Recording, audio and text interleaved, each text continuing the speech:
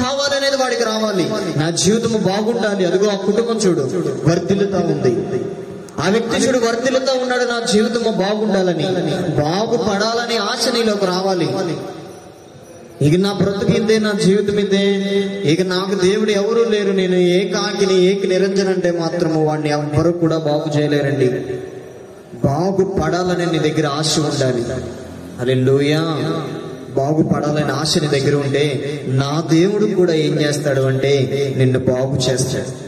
ఒక మెకానిక్ ఒక వస్తువు తీసుకెళ్తేనే బాగు చేయగలుగుతున్నాడే, మరి నీ జీవితాన్ని కూడా దేవుడు ఏం చేయబోతున్నాడంటే మంచిగా దానిని సెట్ చేయబోతున్నాడు. నీ ఆలోచనలు, నీ శరీర విధానము, మాట్లాడే విధానము, చేతుల్లో పనితీరు, బుద్ధి, జ్ఞానము, సర్వ సంపదలు ఆయన ఎదుటే ఉన్నాయి. లోకంలో ఎవరైనా జ్ఞానం ఇవ్వాలంటే ఎవ్వరు ఇవ్వలేరు. లోకంలో జ్ఞానము, లోకంలో ప్రతి మనుషులు ఎవ్వరు జ్ఞానాన్ని ఇవ్వలేదు. అయ్యా దేవుడిచ్చే జ్ఞానము సర్వాంగ కవచం. ఆయన్ని మనకి జ్ఞానము గనక ఇస్తే అది ఎవ్వరు కూడా దొంగలించలేరు. ₹1,00,00,000 మన దగ్గర ఉంటే ఎవరైనా దొంగలిస్తారండి, ఒక వెహికల్ మన దగ్గర ఉంటే దొంగలిస్తారు. కానీ దేవుడిచ్చే జ్ఞానాన్ని ఎవ్వరు కూడా దొంగలించలేరు. అసాధ్యం అది. ప్రభువా, మరి నా పరిస్థితిని, నా బ్రతుకు మారాలని నేను ఆశపడుతుంటే, ఆశపడమే కాదు దేవుని ఎదుటికి మనం రావాలి. హల్లెలూయా. ఈ వాక్యం వెంటనే ఎవరైనా సరే బాగుపడాలని ఉంటే నీవు దేవుని ఎదుటికి వస్తే దేవుడు నిన్ను ఏం చేస్తాడు? బాగు చేస్తాడు. ఆ వ్యక్తిని, ఆ యొక్క కారుని మెకానిక్ షెడ్కి తీసుకెళ్ళాలి, అప్పుడే అది బాగోవుద్ది.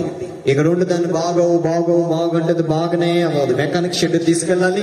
అయ్యా ఇది మరి రన్నింగ్ లో వస్తుంటే ఆగిపోయింది, మీరు చూడండి అని చెప్పేసి ఒక 2-3 రోజులు దాన్ని పార్కింగ్ ప్లేస్ లో అక్కడ పెట్టేసి దాన్ని మెకానిక్ ఏం చేస్తారంటే మొత్తము కూడా తీసి సరి చేస్తారు. మన జీవితాలు బాగుపడాలంటే కొంత సమయం కావాలి. హల్లెలూయా. సమయం అనేది చాలా ప్రాముఖ్యమైనది కాబట్టి దేవుడి సమయం కొరకు మనము ఆశపడేవారుగా ఉంటే మన జీవితాన్ని దేవుడు ఏం చేస్తాడంటే బాగు చేస్తాడు. ఈ కారుకి నేను ఓనర్ని, ఓనర్ మాత్రమే కాదండి, ఈ కారు తయారు చేసేటువంటి ఫోర్స్ కార్ ఓనర్ని, అధిపతిని నేనే. కాబట్టి దీనికి ఏ సమస్య వచ్చినా కూడా నువ్వు చేయలేకపోయావే, దీనికి ఏ వైరు పడిందో, ఏ వైరు కలిపిందో మొట్టమొదటిగా నేనే. కాబట్టి దాని ఓనర్ని నేనే. నీకు తెలియదు, నువ్వు నడిపే డ్రైవర్వే, కానీ నువ్వు ఓనర్ని. మన దేవుడైన మన తండ్రి మన కొరకు ప్రాణం ఇచ్చిన ఆ యేసు క్రీస్తు ప్రభువారు కూడా మనకు తండ్రిగా ఉన్నవాడు. కాబట్టి ఆ యొక్క మెకానిక్ మన కోసము మన జీవితంలో చేసింది ఏదైనా ఉందంటే ఆఖరికి రక్త బిందువు కూడా మన కొరకు దారపోసి మనల్ని పనిముట్టుగా వాడుకుందామని చెప్పేసి ఆయన బలి అయిపోయాడు. నేను మీ అందరికీ తండ్రిని. ఈ సృష్టిలో ఉన్నటువంటి ప్రతి జీవికి, ప్రతి మనుషునికి నేను తండ్రిగా ఉన్నవాడిని. కాబట్టి ఆ తండ్రిని కనుగొనాలి. ఆ తండ్రి ఎక్కడ ఉన్నాడు? పరలోకములో ఉన్నాడు మన తండ్రి. ఆ పరలోకములో ఉన్నటువంటి ఆ తండ్రిని కనుగొనాలి. కనుగొనడము సృష్టిలో ప్రతిదీ చూస్తున్నప్పటికీ కూడా తండ్రి ఆలోచనలు కానొస్తాయి. హల్లెలూయా. ప్రతి దాంట్లో కూడా మన తండ్రి ఆలోచన ఉందండి. సృష్టిలో ప్రతిదీ కూడా, పక్షులు చేయలేదా దేవుడు? జంతువులు చేయలేదా దేవుడు? సముద్రంలో ఉన్నటువంటి 2 కోట్ల మంది ఆ జీవరాశులు చేయలేదా దేవుడు? ఆ సముద్రంలో ఎన్ని వేల రకాల చేపలు ఉంటాయి, అతి భయంకరమైన దగ్గర నుండి చిన్నపాటి వరకు ఎన్ని చేపలు ఉంటాయి, వాటన్నిటినీ చేశాడు కదా దేవుడు. ఆకాశంలో పక్షులు చూస్తే చెప్పదా వీటిని చేసింది ఎవరయ్యా అంటే మన తండ్రి. హల్లెలూయా. చిన్నప్పుడు సండే స్కూల్లో మేము పాడుకునేవాళ్ళం. సండే స్కూల్ ఎక్కువగా సృష్టి గురించి, వీటి చేసింది చేపలు, వీటి గురించి ఎక్కువగా చెప్తూ ఉంటారు. సృష్టిని చేసిన దేవుడే కదా అని చెప్పేసి. ఆకాశంలో ఎగిరే పక్షులు ఎవరు చేసెను? దేవుడే దేవుడే అని పాటలు పాడుతూ ఉండేవారు చిన్నపిల్లలు. ఆకాశంలో ఎగిరే పక్షులు ఎవరు చేసేను? మన తండ్రి అయిన దేవుడే కదా. ఈ సృష్టిని అంతటిని దేవుడు చేసి మనము సంతోషముగా ఉండాలని దేవుడు మనకు అనుగ్రహించాడు. చాలా గొప్ప వరం అండి. ఈ సృష్టిలో కూడా నేను ప్రతిదీ కూడా గమనిస్తూ పోతా ఉంటే, దేవా వీటన్నిటిని నా కోసమా చేసింది? అవును బిడ్డ, ఇవన్నిటిని నీ కోసమే నేను చేసింది.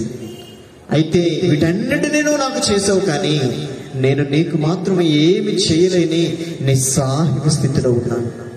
నా జీవితం అంతా కూడా నిస్సహాయక స్థితిలో ఉంది. నీకు ఏం చేయలేకపోతున్నాను, నీకు నేను ఏమి అర్పించలేకపోతున్నాను. కుమారుడు, నువ్వు ఏమి అర్పించాల్సిన అవసరం లేదు. ఈ సృష్టిని నీ కొరకు చేశాను కాబట్టి నీవు నాకు ఏమి ఇచ్చినా తక్కువే, నీ ప్రాణం ఇచ్చినా కూడా తక్కువే. కాబట్టి ఈ సృష్టిని అంతటిని కూడా చేసినటువంటి దేవుడిని ఘనపరచండి. హల్లెలూయా.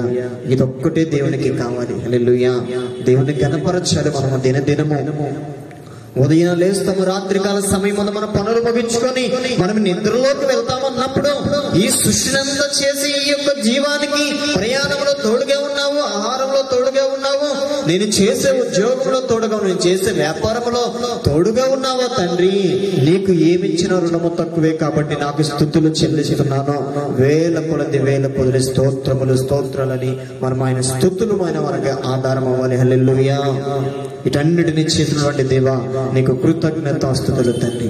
నీకేమిచ్చిన తక్కువే నా జీవితంలో, నీకేమిచ్చిన తక్కువే నా యొక్క శరీరంలో. కాబట్టి తండ్రి, నీవు చేసిన మేలుకై, ఈ సృష్టిని చేసినందుకు, ఈ ఆహారము నాకు ఇస్తున్నందుకు నీకు కోట్ల కొలది స్తోత్రములు తండ్రి అని మనము ఈ సృష్టిని చేసినటువంటి తండ్రిని ఒక్కసారి మనము జ్ఞాపకము చేసుకున్న వారిగా ఉంటే, సృష్టిని చేసిన దేవుడు నిన్ను కూడా చేయగలుగుతాడు. హల్లెలూయా. నిన్ను కూడా బాగు చేయగలుగుతాడు. వాక్యాన్ని ఉంటే మనందరినీ కూడా దేవుడు బాగు చేయగలడాడు. హల్లెలూయా. అయితే బాగుపడాలని ఆశ అయితే ఎవరి దగ్గర ఉంటుందో దేవుడు వారిని బాగు చేస్తానన్నాడు కదా. బాగు చేసేటువంటి దేవుడు యేసుక్రీస్తు ప్రభువారు